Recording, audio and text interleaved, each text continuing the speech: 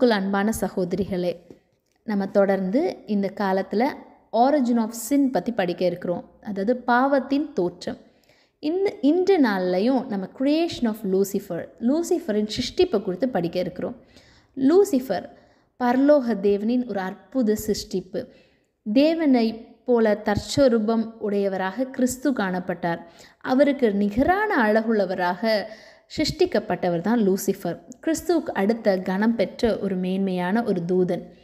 இவர் காப்பாற்றுகிறதற்காக அபிஷேகம் பண்ணப்பட்ட கேருபீன்கள் மத்தியில் தான் தேவன் வாசமாக இருப்பாங்க. அதை ஏசாயா 37:16 நம்ம பார்க்க முடியும். அந்த கேருபீன்களின் வேலையை செய்வதற்காக அபிஷேகம் பண்ணப்பட்டவர் தான் லூசிஃபர். அந்த கேருபீன்களுக்கு எல்லாருக்கும் மேன்மையானவர். இவர் தேவனுடைய பரிசுத்த பர்வதத்தில் இருந்தார்.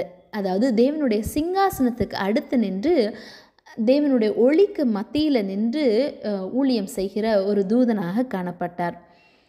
இவருடைய பேர் லூசிஃபர் அப்படின்றது ஒரு லத்தீன் பேர். லூஸ் அப்படின்னா லைட், ஃபெர் அப்படின்னா மோர் அட் லைட். தேவனுடைய சிங்காசனத்துக்கு அடுத்து இருந்ததுனாலே இவருக்கு இந்த பேர் கொடுக்கப்பட்டிருக்கு. இன்னொரு விதமாக சொல்லணும்னா ஹீஸ் அ லைட் பேரர், அதாவது அந்த ஒளியை உடையவராக காணப்பட்டார். ஏசாயா 14 கூட அதிகாலையின் மகனாகிய விடிவெள்ளியே அப்படின்னு சொல்லி நம்ம பார்க்குறோம். ஸோ ஒரு ஸ்டாரை போல் இவர் திகழ்ந்தார். பரலோகத்துக்கே ஒரு ஸ்டாராக தேவன் உருவாக்கி இருந்தார். தூதர்களுக்கு எல்லாருக்கும் ரொம்ப விருப்பமான ஒரு தூதன். அவரோட கட்டளைகளுக்கு எல்லாரும் மனப்பூர்வமாக சந்தோஷமாக கீழ்ப்படிஞ்சாங்க. இவரோட தோற்றம் பார்த்தோம் அப்படின்னு சொன்னால் எல்லா தூதர்களையும் போலவும் ரொம்ப மேன்மையான ஒரு சந்தோஷமான ஒரு முக பாவனை உள்ள தோற்றமாக இருந்துச்சு. இவருடைய நெத்தி எப்படி இருந்துச்சு அப்படின்னு சொன்னால், இவரோட நெற்றி மட்டும் it was high and broad அப்படின்னு சொல்கிறாங்க. அதாவது மிகவும் விரிவான ஒரு நெற்றியுடையவராக இருந்தாங்க. எதை இது காட்டுது அப்படின்னு சொன்னால், அவர் ஒரு புத்தி கூர்மை உள்ள ஒரு ஞானவானாக தேவன் உருவாக்கி இருந்தாங்க. ஹி வாஸ் வெரி இன்டலெக்ட் அப்படின்னு சொல்லி நம்ம பார்க்க முடியும். இவருடைய குரல் வளம் அது ஒரு இனிமையான பாடலை போல் இருந்துச்சு. அதனால் அந்த பரலோக பாடல் குழுவின் தலைவராகவும் இவர் காணப்பட்டார். இவளோட சரீர மேன்மையை பற்றி படிக்கணும் அப்படின்னு சொன்னால் எசேக்கியல் 28:13 படித்தோம் அப்படின்னா அதாவது சகலவித ரத்தினங்களாலும் மூடப்பட்டிருந்த ஒரு தோற்றம் இவருக்கு இருந்துச்சு. அதை இங்கிலீஷில் படித்தோன்னா ப்ரெஷியஸ் ஸ்டோன் அடோன்ட் யூ அப்படின்னு சொல்கிறாங்க. அதாவது எல்லா அந்த ரத்தினங்களையும் தனக்குள்ளே இருந்துச்சுன்னா எப்படி ஒரு பளபளப்பு இருக்குமோ அப்படிப்பட்ட ஒரு தோற்றம் ஒரு சரீரம் இவருக்கு கொடுக்கப்பட்டிருந்துச்சு. இவருடைய ஸ்கின், அதாவது இவரோட தோல் பொன்னை போட மின்னும் ஒரு தோலாக இருந்துச்சு அப்படின்னு சொல்லி பார்க்க முடியுது. அவ்வளோ ஒரு மேன்மையான ஒரு சிருஷ்டிப்பாக தேவன் எந்த குறைவும் இல்லாமல் ரொம்ப பர்ஃபெக்டாக சிருஷ்டிச்சிருந்தாங்க.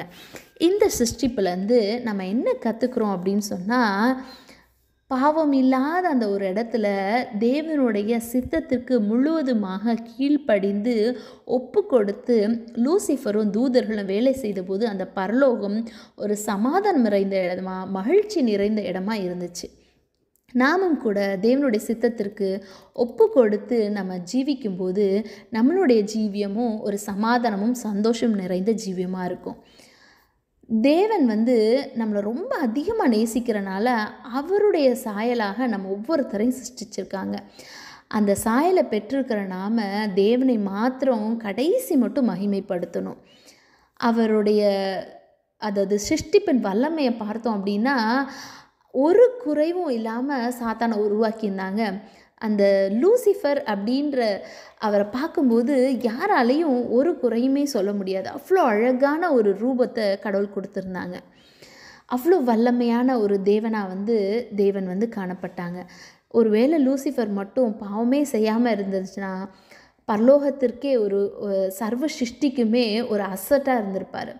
நாமும் கூட தேவனுக்காக நம்மளை ஒப்பு கொடுத்து ஜீவிக்கும்போது பரலோகத்திற்கும் இந்த பூலோகத்திற்கும் தேவனுடைய ஊழியத்திற்கும் ஒரு அசர்ட்டாக தேவன் நம்மளை மாற்றுவாங்க.